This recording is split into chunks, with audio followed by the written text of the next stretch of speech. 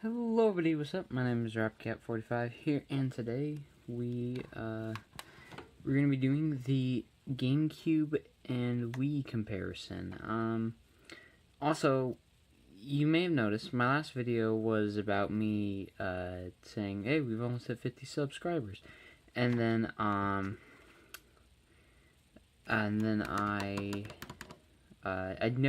recorded that video, but again, my phone split it into two parts again. I don't know why, but I was just going to, at this point, because it keeps doing it, I might get an editor just so I can slam the two together. But like I said, I should be getting my new laptop pretty soon, and then I'll probably just wait till then. But it means I can't make my videos too long, because otherwise then my phone's gonna cut in half for no reason.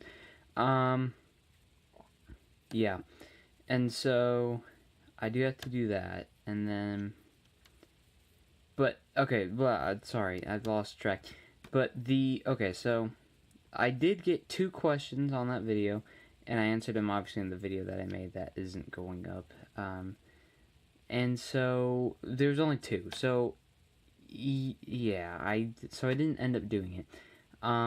So on this one, I'm going to reshoot the video again. So if you have any more questions, even if you already if you were one of the 2 that actually gave me a question, feel free to put that more down in the comments, and I'll answer those in the next video.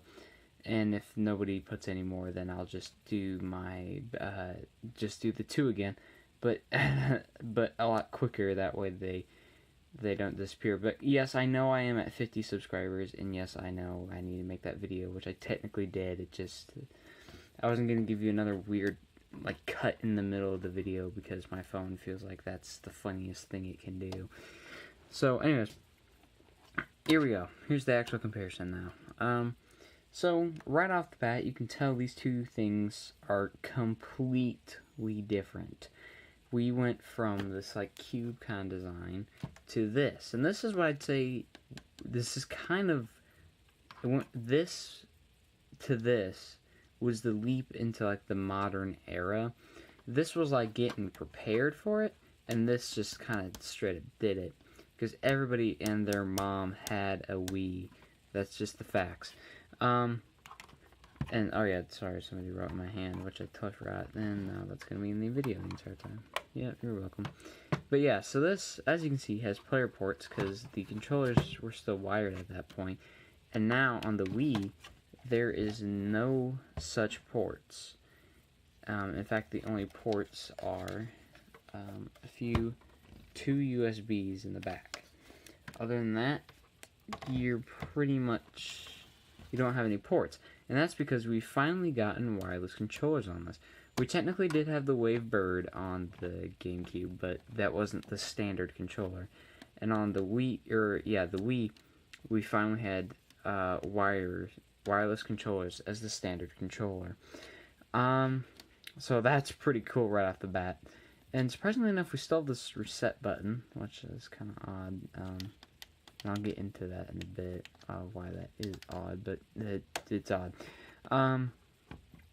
Yeah. So, there's already the first biggest difference between the 2.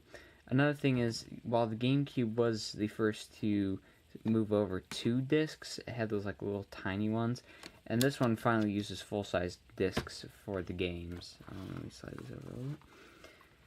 So yeah, this actually has capable, it can hold basically everything.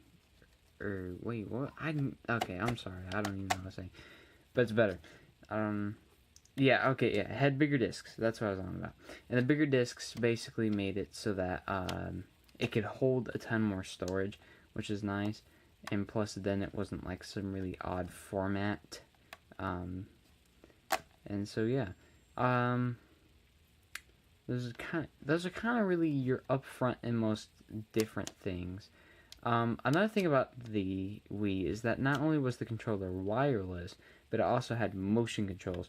So you could use that, and that's actually how you navigate the menu. And on the Wii, is actually you use these motion controls, and it that's how you navigate the screen. Not all games used it, but there were quite a few, since that was kind of the Wii's big marketing hit, and was basically the big difference between the PlayStation 3 and the Xbox 360. So yeah, I guess now we kind of go over the similarities. I'm gonna take the oh yeah, speaking of which, game cards. This is what GameCube, like, memory cards. There we go, memory cards. So that's how you use to get your memory on your GameCube. And if you didn't have a memory card, you weren't saving anything because there's no onboard storage. However, the Wii does have onboard storage, and plus on top of that, you can put a SD card in right here. Not a micro, but a normal SD card. And actually in this panel too, there's also a sync button for your controllers, because they're wireless now. So it's not just a plug-in, alright, you're good to go. You now actually have to sync it for the first time you get a brand new controller, or if you're going over to your friend's house and want to use your controller, then you have to sync it to their Wii, and then you have to sync it back when you get home. But luckily it's not super difficult to do. Yeah. So now really, if we kind of look, I guess we can just compare the fronts. And really there's not a ton to compare here. Because this is where all the player ports are, and then the memory slot, and really the only similarities is this memory slot, except for it's an SD card, which is like a more standard thing. This kind of also jumped over, so it's like more standardized stuff, because like before, like this was like all Nintendo's making. Now we got like USBs and the micro SD. So yeah, so that's interesting right there in and of itself.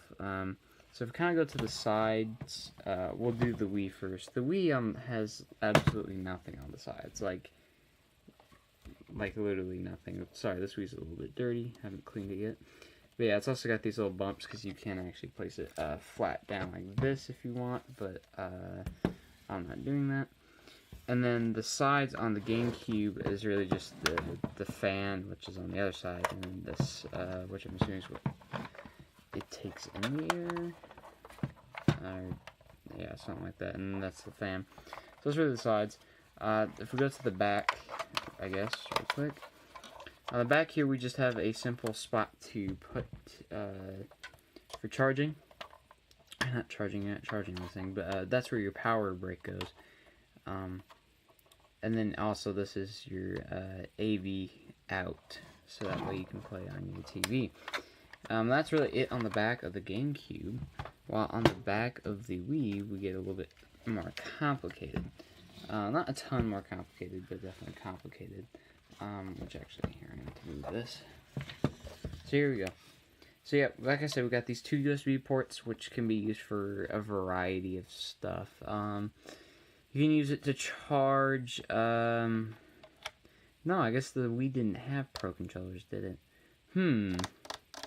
Not entirely sure what those USBs were for then, but they were there. I'm assuming you could probably use like a flash drive or something, whatever you want. Here we have so this has the AV and then a DC, or this is just for your power brick, that's where it goes. So the same like the GameCube. This time it also has this, which is the sensor bar plug-in, because you need the sensor bar so the controller can communicate to the Wii. And here's the Wii fan. And at the bottom, we'll just do a quick bottom. Looks like where the air intake is, and then there's just like serial codes and stuff. But the reason I think they put it at the bottom is because there's enough breathable room. They propped it up high enough that it can still suck air. It's probably not as efficient, but there was never really any problems of it like overheating, so I'm assuming it's probably alright. And then on the bottom of the GameCube, actually, this has quite a bit going for it, which I explained more in my N64 and GameCube review. So here we are on the back. You can take all three of these out. And so basically, we have our high-speed port there, special port 1 there, and some varieties of the GameCube had a special port 2. This one does not. However, these ports do help with oh shoot, trying to think, the Game Boy player. so that way you could play Game Boy games or Game Boy Advance games on your TV. So you'd put that on the bottom of your GameCube if you had one. And I don't currently have one, so there you go. But yeah, so the bottom of this is arguably a ton more useful. Well, maybe not a ton, but it is more useful. So I guess now we get into the top. So here, this is how you open it up to get your disc. Sorry, not cartridge. Well, the Wii, you have to press the eject button, and it comes out, and then you can take it, and then you put it back in. Here's your reset button, in case the game freaks out, but since it's not cartridge based, that's pretty rare. That's why I thought it was weird on the Wii, because by then, like, I don't think I've ever seen a game like freak out, so I thought it was really odd that they even put that on there. This is like, I guess, maybe. And then there's your power little thing, doodad there, in case you need some good old power, you know, to play the games. So yeah, here you go, there's your power eject, reset, and then here's your eject, and instead of your open, and that'll take the disc out that's in, and then to put a new one in, you just push it, and like the Wii will like practically eat it.